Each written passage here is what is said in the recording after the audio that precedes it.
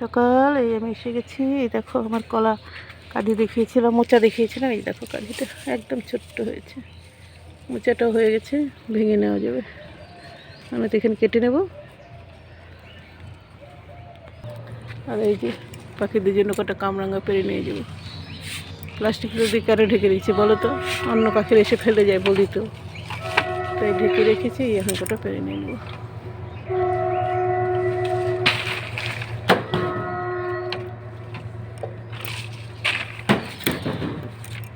দেখো এই থোকাটা কতগুলো হয়েছে, অনেকগুলো। পড়লেই থাক দিয়ে দেব, তাও পেরে নিয়ে নিই।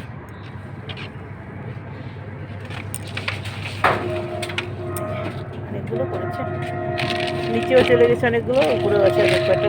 দেখো দেখেছে সুন্দর।